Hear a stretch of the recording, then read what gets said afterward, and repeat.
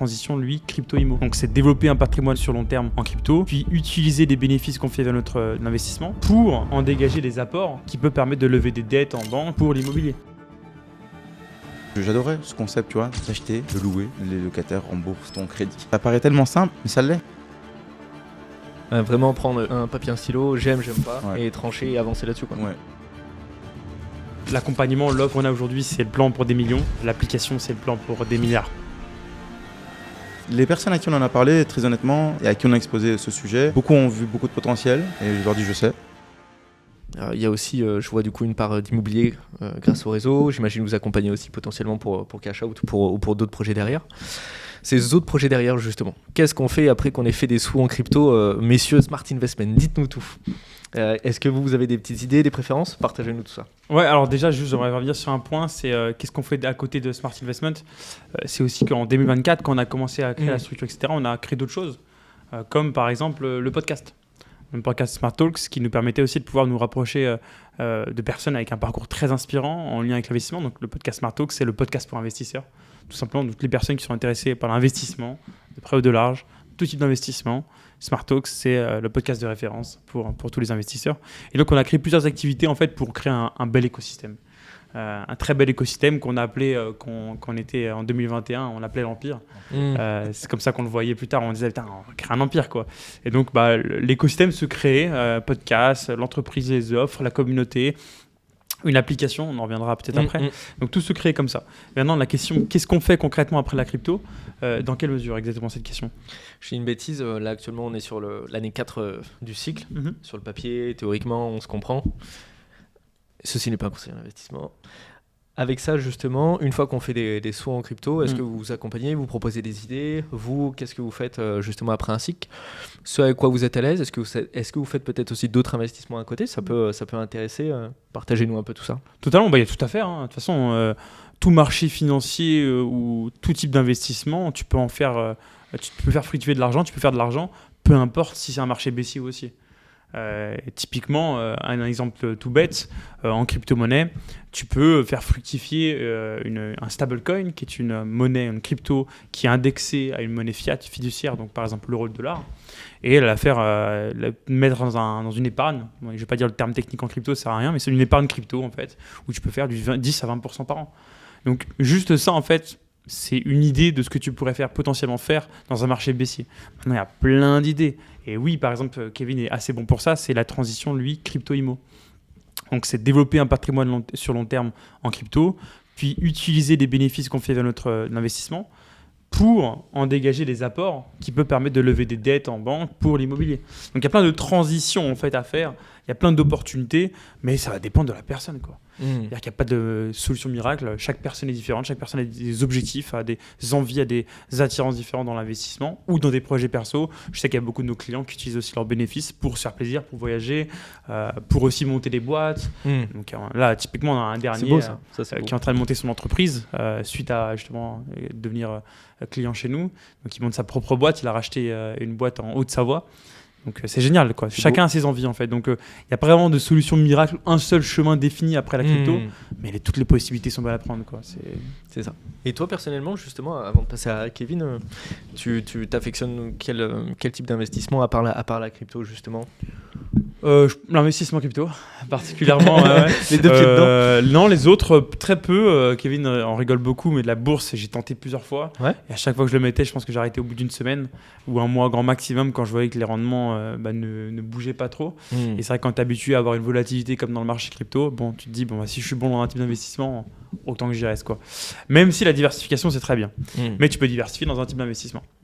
Et l'immobilier, ça m'a attiré aussi beaucoup. Donc depuis des années, ça m'a attiré. Pourquoi? Je pense que c'est pas forcément via ma famille, mais plus sur les réseaux, les vidéos que je voyais. Aussi la famille de Kevin, mine de rien, qui est à fond là-dedans. Kevin aussi, bien sûr. Et j'ai tenté plusieurs fois de m'y mettre, sauf qu'à chaque fois, il y avait quelque chose qui faisait que j'ai pas pu. La première fois, c'est quand je suis parti vivre en Suède, donc 2 ans. Forcément, le faire à distance, c'était compliqué déjà de 1. Et de 2, ça aussi, ça me demandait de pouvoir faire marcher une conciergerie ou alors une agence, donc baisser mes rendements. Et ensuite, quand je suis revenu à la Suède, j'ai quitté mon CDI, mon salariat. Donc à partir de ce moment-là, un peu plus compliqué pour investir en immobilier, même s'il y a plein de possibilités qui me permettraient d'investir en immobilier aujourd'hui. c'est vrai que je prends pas vraiment le temps de le faire dessus, donc je suis vraiment plus orienté crypto. Et après, mes projets perso, moi, je crois beaucoup aussi à l'expérience. Je pense qu'en tant qu'humain, on apprend énormément dans les expériences. Donc, j'investis dans les expériences, j'investis dans le voyage, j'investis dans tout ça, des choses qui sont gravées en moi et qui resteront à tout jamais, quoi. Ouais.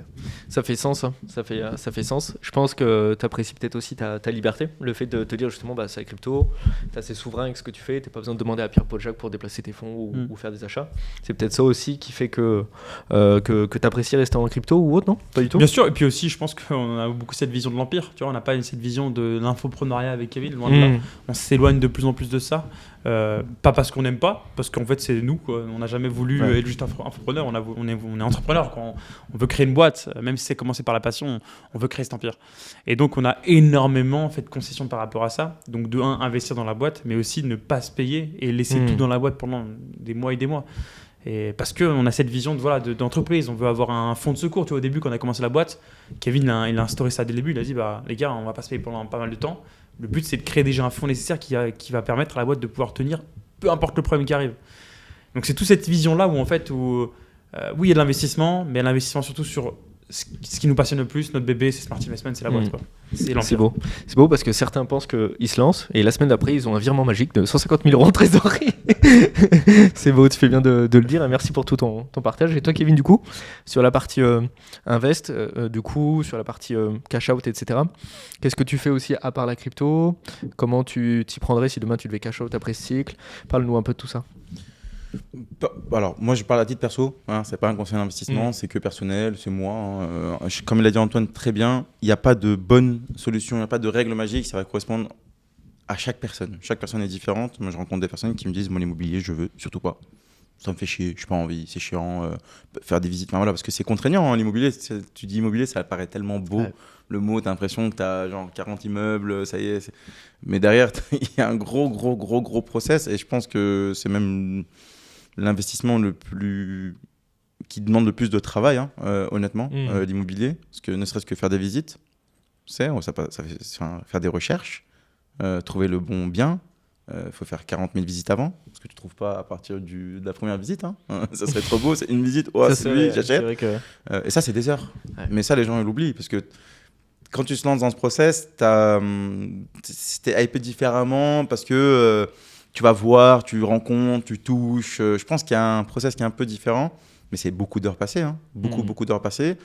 Donc voilà. Moi, l'immobilier, j'ai baigné dedans depuis tout jeune, donc j'adore ça. Je remercie du coup mes parents pour ça, parce qu'ils m'ont aussi inconsciemment inculqué ça. Et j'adorais ce concept, tu vois, d'acheter, de louer, et les locataires remboursent ton crédit. C'est tellement magique. Et ça paraît tellement simple, mais ça l'est. C'est ça qui est fou. C'est que ça paraît tellement simple quand on parle, mais sur papier, ça l'est. Aujourd'hui, on a la chance d'habiter en France. Pour ceux qui habitent en France, hein, parce que en France, si tu veux, aujourd'hui, quand tu es salarié, c'est une chance, c'est une aubaine. Et les gens le voient comme quelque chose de négatif ou s'en plaignent, etc. Mais ce n'est pas du tout comme ça qu'il faut le percevoir. Aujourd'hui, quand tu as un CDI en France, tu as une sécurité qui est juste exceptionnelle. Et en plus de ça, tu peux lever des fonds tellement facilement. C'est-à-dire qu'il y a le levier bancaire. Et ça, ce n'est pas tous les pays qui l'ont, hein. Ça, on oublie. On a l'impression que, vu que c'est normal pour nous, tout le monde l'a, mais c'est faux. Et aujourd'hui, quand tu es salarié, et ça, c'est la première chose à faire, c'est qu'une fois que tu as été recruté, tu as un CDI, tu as passé ta période d'essai, et ben va voir ton banquier, demande-lui combien tu peux emprunter pour faire un achat IMO. Pas pour t'acheter une belle voiture, parce que tu as envie de flamber, ou le dernier iPhone. Ou... Ça, si tu fais ça, tu es déjà dans la merde. Ça y est, c'est fini. Tu es en train de te tirer une balle dans le pied tout seul. Hein. Personne t'a incité à part toi-même. Mais va voir et en fait, commence à regarder. Ok, moi je touche 1005. Parce que moi, je vois déjà direct les gars venir en mode il parle, lui, mais moi je fais 1400 €, je suis au SMIC. Ouais, mais même au SMIC, tu peux lever. Hein. Tu peux lever des sous, tu peux lever jusqu'à 90 000 balles. Après, tu fais ton apport à toi. T'es pas obligé d'acheter dans la ville où tu habites. C'est pas parce que tu es à Lyon, à Paris et que en fait, personne t'a dit d'acheter un bien à 400 000 €. Mec, Commence doucement, tu vois, tranquille, et tu grandis au fur et à mesure. Tu as d'autres villes, Valence, Saint-Étienne, enfin, il y a plein d'autres. de biens aussi. Ouais, t'as d'autres types de biens, et t'as pas que des appartements. Moi, par exemple, mon tout premier achat, c'était un garage. Un garage, c'est pas 150 000 €, tu vois. Mais ça commence par là. Tu as déjà un pied dedans. Tu vis le process du notaire, du machin. Tu commences à comprendre, réfléchir à rentabilité. Voilà, en fait, il faut que tu développes ce genre de choses, mais il faut que tu ailles le chercher et il faut que tu cogites, tu vois. Et acheter un bien, c'est comme acheter une crypto, comme acheter une action. Il faut réfléchir avant de l'acheter sur qu'est-ce que j'achète, pourquoi, combien, c'est quoi ma rentabilité. Encore une fois, c'est le mot, en fait, c'est rentabilité. Si tu achètes un bien pour perdre de l'argent, n'achète pas. C'est débile. Si tu as 900 € à rembourser tous les mois à la banque et que tu gagnes seulement 800 €, tu perds 100 €, c'est débile. Tu perds. C'est pas le concept de l'investissement. Et ça, c'est un truc, je reviens dessus. C'est rentable. Un investissement, en fait, c'est rentable. C'est vrai déjà, acheter ta propre maison, c'est pas un investissement. C'est une dépense. Parce qu'il y a la notion d'actif et de passif. Et ça, les gens ne comprennent pas. C'est que quand tu achètes ta maison, ce n'est pas un investissement parce que ta maison te fait perdre de l'argent tous les mois. Donc, c'est peut-être un investissement où ça va basculer en tant qu'investissement le jour où tu vas la vendre dans 20 ans, 10 ans ou jamais. Mais ce n'est pas un investissement. Et d'ailleurs, c'est pour ça qu'il ne faut jamais acheter sa résidence principale au tout début parce qu'en fait, tu es en train de t'engouffrer, t'endetter au maximum et tu ne peux plus après te rendetter pour faire un achat. Donc, ça commence par ce genre de choses. Et moi, j'ai commencé donc, par l'IMO, la bourse aussi, tu vois. Mais comme je dis, limite, j'en parle même pas parce que c'était du jeu d'argent pour moi quasiment, tu vois, sur eToro je mettais des 100, 200, 300 € par-ci par-là, je comprenais pas ce que je faisais, mais vraiment l'IMO c'est là où je comprenais les choses, et ensuite eh bien, la bourse ça commence à m'intéresser, et la crypto c'était la passion. Je suis extrêmement engagé en crypto. Pourquoi ? Parce que comme le dit Antoine aussi, en fait quand tu es bon quelque part, faut pas aller ailleurs. En fait maximise à fond, et ensuite quand tu as vraiment fait ton kiff et si tu as envie de voir d'autres horizons, oui, tu commences à diversifier un peu. Donc moi je diversifie beaucoup en IMO, et là dernièrement je te mens pas, j'ai la bourse qui me ça me retitille, mais la vraie bourse entre guillemets, c'est-à-dire les actions des boîtes, si j'ai envie de cibler des boîtes, pas des ETF, le truc simple, parce que en vrai en bourse ce que je recommande pour quelqu'un, et c'est vraiment bien quoi, c'est vraiment t'ouvres ton PEA, d'ailleurs que personne ne fait aussi. Tu vois, ça c'est un truc, genre à 18 piges, on devrait 18 ans. Tu fêtes tes 18 ans, le lendemain, tu devrais ouvrir un PEA. Tu mets 10 € dessus, quoi. Pourquoi ? Parce que tu as le compte à rebours des 50 qui commence à se faire. C'est toutes ces choses qu'on apprend aux gens parce que c'est tellement. Tu vois, moi, c'est mon plus gros regret. Moi, quand j'ai appris ça, j'avais quoi, 24 ans peut-être ? J'étais comme un dingue, j'ai dit, mais c'est un truc, ça devrait être automatique. Genre, on ne devrait même pas te poser la question, ça devrait être un truc. Tu as 18 ans, l'État, il devrait te venir te dire, voilà, félicitations, tiens ton PEA. Ah oui, ça peut changer une vie. Hein. Mais ça change plein de choses. C'est énorme, tu vois. Donc, je ne sais plus pourquoi je dis ça, pour les PEA. Mais voilà. Donc, en fait, la crypto, voilà, engagé à fond, c'était pour ça. Et en crypto, une fois que tu as atteint ton objectif, si tu as envie de sécuriser différemment et diversifier, eh ben, tu peux. Tu peux parce que oui, la crypto, c'est du vrai argent que tu peux transformer. C'est très liquide. Contrairement à l'immobilier, c'est comme la bourse. En un bouton, tu cash out. Et quand tu cash out, eh ben, après, tu te dis, OK, qu'est-ce que j'ai envie de faire ? Est-ce que j'ai envie de me lancer dans l'IMO, dans la bourse, investir dans un business, une entreprise, comme nous, on a fait aussi, par exemple qu'est-ce que j'ai envie de faire ? Donc là, si tu te poses des bonnes questions, tu cogites aussi avec l'aide de certaines personnes, d'experts aussi qui peuvent t'orienter.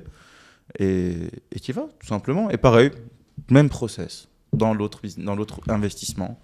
Et ben, tu vois, en immobilier, c'est vaste. Hein. Immobilier, tu as des garages, des appartements, tu peux faire du Airbnb, de la location, de l'achat et revente.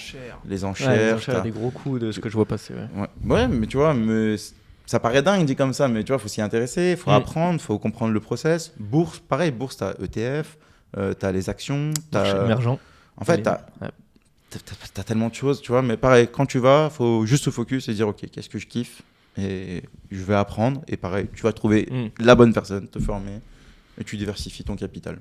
Vraiment prendre un papier, un stylo, j'aime pas, et trancher et avancer là-dessus, quoi. Ouais, c'est ça. Moi, j'étais beaucoup, par exemple, en IMO dans la location, et là, je me pose beaucoup la question de l'achat-revente. Ok. Ça me... Plutôt MDB. Ouais, tu vois, j'ai débloqué en fait quelque chose dans mon cerveau qui était pas là parce que je ne m'avais pas forcément pensé. En fait, même si j'avais pensé, mais tu vois, ça m'a jamais fait tilt. Et là, dernièrement, avec un bien que j'ai acheté, Tu vois, ça fait tilt, tu vois. C'est une autre façon de voir. C'est pas le même métier, c'est pas la même, c'est pas la même chose, tu vois. Mais voilà. Mais de base, j'étais vraiment location et on a optimisé ça, la façon de louer dans l'immobilier. On le fait de façon intelligente. La partie marchande bien, ça a ses avantages aussi, je trouve. Personnellement, c'est plus ce vers quoi je tendrais si demain je le ferais. Parce que t'as pas grand chose à gérer versus la location. Par contre, faire du cash, c'est une chose. Mais après, il faut faire soit la gestion active de son patrimoine, soit la gestion entre guillemets passive. Et c'est vrai que c'est l'avantage de la location. C'est ça. On a pas mal traîné sur le sujet de vos investissements, etc., etc. Il y a l'application. Justement, parlons-en. Vous n'avez pas fait qu'un accompagnement, vous n'avez pas fait qu'investir en crypto, pas fait qu'accompagner les autres, etc., etc. Vous avez aussi une app. Vous pouvez nous en dire plus là-dessus L'app, c'est un très grand sujet. On avait parlé justement en off, Simon. On le dit souvent avec Kevin. Donc l'accompagnement, l'offre qu'on a aujourd'hui, c'est le plan pour des millions. L'application, c'est le plan pour des milliards. C'est clairement notre vision. C'est cette vision long terme ou de transition aussi qui va faire totalement sens en fait avec notre évolution au sein de l'entreprise. L'application, qu'est-ce que c'est? L'application aujourd'hui s'appelait Smart System et on est en transition justement pour créer une nouvelle identité qui s'appellera Think. Pourquoi Think? Parce que c'est Think, c'est Think. Donc il y a pas mal de choses à dire par rapport à ça, mais l'application, l'objectif, c'est simplement de pouvoir en fait proposer le premier réseau social français pour investisseurs entrepreneurs, pour toute personne qui se passionne pour ces sujets-là et qui n'ont pas envie forcément de partager ce genre de choses sur des réseaux sociaux comme X, comme Discord, comme Telegram, comme Instagram ou autre. Et ben la référence, c'est Think. La référence, c'est Think, c'est là où tu peux parler de ton achat immobilier. C'est là où tu peux parler de ton nouvel ETF que tu as acheté. C'est là où tu peux poser ta question sur la crypto-monnaie, si ça c'est vraiment bien ou pas. C'est là où tu vas vraiment être en fait, entouré de personnes qui ont les mêmes valeurs que toi, qui vont peut-être dans la même direction que toi et que tu vas peut-être pouvoir trouver des associés, peut-être trouver des investisseurs, peut-être trouver des personnes qui partagent ta passion. C'est l'objectif de Think. C'est vraiment de pouvoir regrouper les personnes au même endroit et pouvoir vraiment créer cette émulsion de nouveaux profils qui s'intéressent à l'investissement, à l'entrepreneuriat, de l'actualité avec des news, avec plein de solutions, des lives, plein de choses. Donc le but, voilà, c'est vraiment de créer the application, the app, Think. Ok. L'idée, c'est un pont en fait entre votre communauté et prendre de la hauteur avec eux pour faire aussi, si je comprends bien, rentrer d'autres personnes. C'est cette idée-là. L'idée justement du million et du milliard pour l'image, c'est en off ce que je vous disais, c'est ce qui m'a marqué. J'ai retenu que ça la dernière fois presque. C'est une belle expression et ça prouve votre ambition en vrai. Et on a souvent trop peur en francophonie justement de montrer notre ambition. Parce qu'on est habitué, sans éducation financière, à ce que ce soit pas normal, qu'il n'y a que les mecs à la télé qui ont le droit de dire ça, etc., etc. Et ça, c'est bien dommage. Et il faut le dire, il faut casser les portes, il faut mettre des grands coups de pied dans les portes avec ces sujets-là. Il faut montrer son ambition, c'est hyper important. Moi, je me bats contre ça personnellement. Think, justement, aujourd'hui, vous avez déjà des solutions qui sont proposées. Vous en êtes où dans le développement? Kev? En fait... Aujourd'hui, notre focus principal n'est pas vraiment dessus. Ok. C'est le concept de Think aujourd'hui, comment on l'a développé déjà de base, c'était pour nous. C'était pour nous avec la vision du après. Mais là, on n'est pas focus dessus parce qu'on est focus sur Smart Investment, à le développer correctement. On a aussi des grosses ambitions dessus, donc on est en train d'avancer, de structurer, grandir. On ne peut pas être partout, il ne faut pas se disperser. Mais Think est en train d'être bien travaillé. Voilà, il y a des gens qui sont en train de bien gérer ça à côté. Think d'ailleurs pour ceux qui rechercheraient à ce moment-là, c'est FYNNK. Ok, donc c'est entre finance et think, donc c'est Think. Tu vois, ça regroupe ce genre de choses. Et aujourd'hui, Think, ça va être vraiment, comme il l'a expliqué si bien, c'est vraiment un réseau social avant tout. Donc déjà, c'est gratuit. Déjà, tu peux venir, tu peux t'inscrire, tu peux créer ton compte et en fait créer ton identité en tant qu'investisseur ou entrepreneur. C'est gratuit. Viens, tu vois, crée ton compte, crée ton profil. Et viens partager tout ce que tu as à partager. Et comme tu l'as dit, tu vois, on a peur en France de parler. Bah, chez nous, tu n'as pas peur. Chez nous, au contraire, c'est tu dois et tu peux kiffer.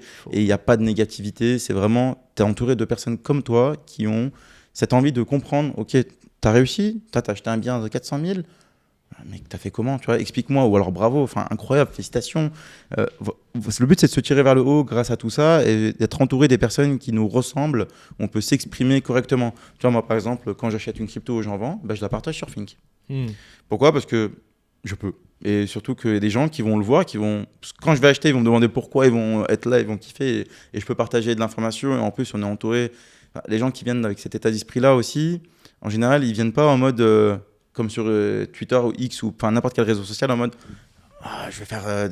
C'est le plan, tiens, il a fait ça, je vais le suivre, je vais mettre 100 balles, x 10, x 100. Non, c'est vraiment, ils comprennent que, ok, ce mec, il a investi, tiens, je vais demander pourquoi. Tu vois, c'est pourquoi tu as fait ça, pourquoi tu as suivi, ou tiens, je vais te suivre, ça m'intéresse, mais la personne est consciente que, eh bien, c'est pas moi. Si jamais la crypto sur laquelle j'investis, elle planche, il va pas se dire, tiens, Kevin, c'est un enfoiré, tu vois. Non, voilà, c'est vraiment une autre synergie, c'est très positif.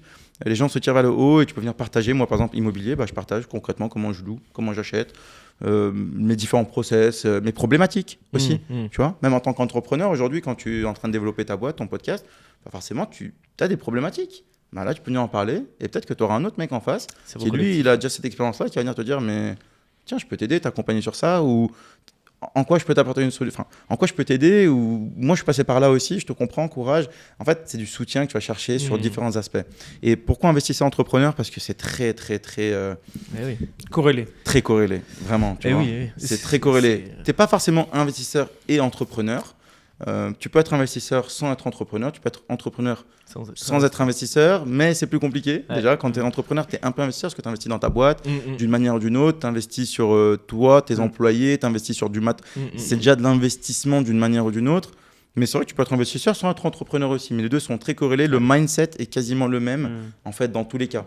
C'est-à-dire que tu as cette ambition de ok, j'investis pour développer quelque chose. Quand tu es entrepreneur, tu investis pour développer quelque chose. Quand tu es investisseur, tu investis sur toi, ton patrimoine. Tu vois, le mindset est le même et il y a beaucoup de corrélations. Et c'est des gens qui, aujourd'hui, tu peux bien les mélanger ensemble, ils s'entendent bien. Ouais, c'est ça. Voilà. C'est pas comme un dev et une équipe commerciale, souvent. Voilà, dans une boîte, c'est pas le même où tu as les cuisiniers, ceux qui sont en restauration devant les serveurs. C'est pas le même mental. Mais si tu as un custo investisseur et tu as un serveur investisseur qui investissent chacun, et dans cette pièce-là, ils peuvent se comprendre et se parler sur un sujet qui les passionne. Et là, ça peut matcher. Maintenant, après, chacun est différent. Tu vois. Oui, c'est ça, c'est le cerveau collectif. Mais ça peut matcher. C'est la force aussi. Je rebondis sur ce que tu me dis. Ça fait sens parce que tu as dit justement, les entrepreneurs sont souvent les mêmes profils que les investisseurs. Et c'est vrai que l'un va pas sans l'autre. Moi, c'est pour ça que j'ai appelé ce podcast Entreprendre et Investir. Et sur le logo, je travaille dessus comme je peux, et je l'ai délégué, je suis en train de faire le tour là. Et c'est vrai que je le représente par l'infini avec 2 cercles, en fait, qui sont étroitement liés. Et c'est un cercle infini finalement. C'est ça. Et à aujourd'hui, sur Think, vous avez déjà combien d'utilisateurs? Vous êtes dessus, ou si j'ai bien compris, vous n'êtes pas encore dessus à 100% parce qu'il y a beaucoup de choses en cours. Vous avez déjà quelques utilisateurs, les membres de la communauté, ou c'est pas encore en accès On peut télécharger quoi. Là, l'application est disponible sur Apple Store et Play Store. Elle est aussi visible depuis notre site internet, sur notre site Smart Investment. Et on a à peu près 400 utilisateurs aujourd'hui sans avoir fait aucune communication. Et c'est aussi pour ça qu'avec Kevin, on aime dire qu'on n'a pas commencé à vraiment exploiter le potentiel de l'application parce qu'on n'a jamais fait de stratégie de communication, d'ads ou juste d'en parler. Ça n'a jamais été fait encore aujourd'hui parce que c'est pas notre objectif. Aujourd'hui, on le travaille un peu dans l'ombre. Mais le but, c'est de pouvoir faire un lancement qui va être énergique, qui va être tonique et qui va pouvoir vraiment mettre en valeur la puissance de l'application et créer un move, créer un momentum pour l'application. Super. Donc aujourd'hui, elle est dans l'ombre. Les gens qui nous connaissent ou qui nous trouvent comme ça peuvent tomber sur l'application, peuvent la trouver sur Apple Store, Play Store. Donc il y a quand même des gens qui viennent, ça crée une petite émulsion. Mais on n'a pas mis notre coup de fouet pour faire grossir l'application là où on veut qu'elle grossisse. Ouais. Et 400, c'est pas zéro. Comment vous les avez eus sans communication? C'était par votre communauté? Déjà, on a nos clients, vu que notre groupe privé se trouve à l'intérieur de cette app. Donc déjà, on a nos clients qui sont donc directement là-dedans. Et après, en vrai, très bonne question.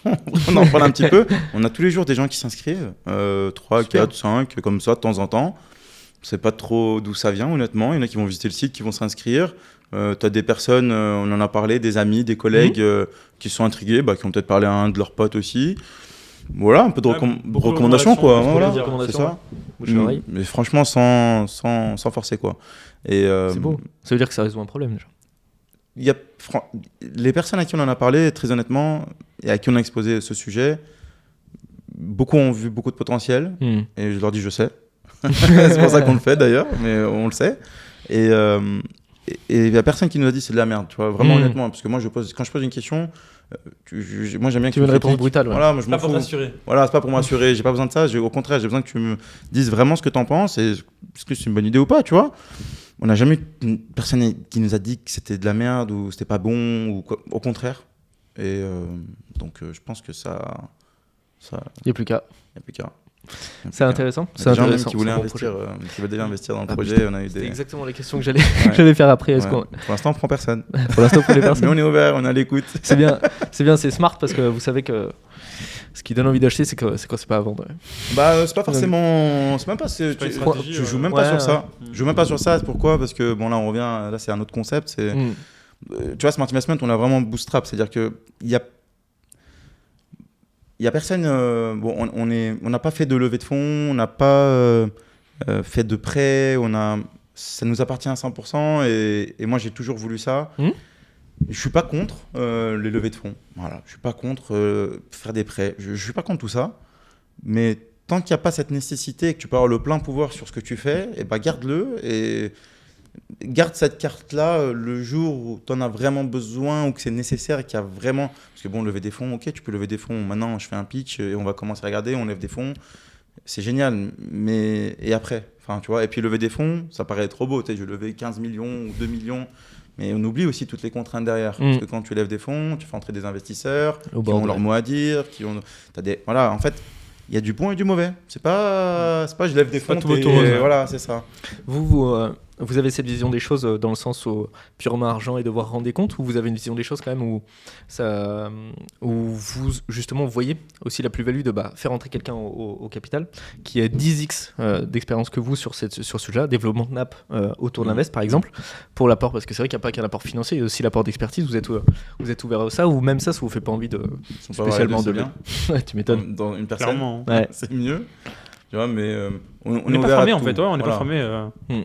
On n'a jamais été fermé pour quoi que ce soit avec Kevin, parce qu'on comprend toujours qu'il y a des avantages et des inconvénients. Maintenant, qu'est-ce qui va nous faire bénéficier le plus, quoi? Enfin, voilà, faut calculer en fait. Comme il a dit Kevin, hein, c'est comme dans tout type d'investissement. Faut poser les choses, faut calculer, faut regarder, faut avoir un œil vraiment où on pose les choses. On fait pas trop vite les choses, parce qu'après il y a des regrets trop vite aussi. Ouais. Parce que c'est vrai qu'en plus, ça correspond vraiment aux 3 critères qui sont le plus sélectionnés souvent. C'est une app, SaaS. En 2, justement, Invest. Donc, pour la partie affiliation, budget, etc., la partie pub, ça paye généralement très cher pour avoir un client. Donc, vous êtes du bon côté de la barrière de ce côté-là. Et en plus, si vous avez déjà une communauté, que vous avez une équipe qui est derrière et que vous avez tout ce qu'il y a en fait pour pouvoir le pousser, mais il manque juste quelqu'un qui arrive avec ce côté-là investisseur, avec un gros accélérateur à plusieurs coups de millions et une grosse expertise là-dessus. C'est vrai que on pourrait s'y attendre. Après, c'est un choix aussi, je pense. C'est un choix aussi, je pense. On vous verra peut-être sur qui va être mon associé à la prochaine saison. Peut-être. Peut-être. En fait, je sais même pas quoi te répondre parce que Le milliard, Kevin. en fait, non, mais tu sais, non, mais c'est même pas ça. Ça, c'est un truc. Chaque fois, je le ressors, c'est des questions, je me les pose pas maintenant. Ah ouais. Tu vois, je suis pas dedans. Là, c'est pas mon problème. J'ai une mémoire très sélective et il y a 1 million de choses à penser. Tu vois, ça, c'est des trucs tranquille. On va y venir. C'est certain. Je le sais, je suis prêt à confronter ça. Mais là, on se pose pas la question. Quand on sera devant le fait accompli et qu'on sera confronté à ça, je vais me poser des questions. Là, je me pose d'autres questions. Donc, en fait, j'y pense même pas. On en parle naturellement, on en discute, on écoute les gens, toutes les conseils, recommandations. Je me forme énormément à côté, tout le temps, tous les jours, sur l'entrepreneuriat en général, plein de choses. Mais tu vois, c'est des trucs, je me pose même pas la question. Genre, je suis ouvert, je suis pas fermé, il faut jamais être fermé. Mais ça veut pas dire que je suis prêt à passer à l'action maintenant. Parce que là, j'ai d'autres sujets. Ouais. Tout simplement. Et tu sais, c'est comme le mec qui démarre l'investissement et qui veut directement te dire et après, quand. L'imposition, Voilà, la fiscalité. l'imposition. Quand j'ai gagné 1 million, je fais comment Mais mec, tu viens de démarrer, t'as même pas 100 000 balles. Déjà, fais tes premiers euros. Et en fait, ça, c'est des problèmes de riches. On va y venir, tu vois, tranquille, step by step. Faut pas se presser, se poser. Enfin, faut pas commencer par la fin. Laisse faire le process et tu vas y arriver. C'est sûr et certain, tu vois.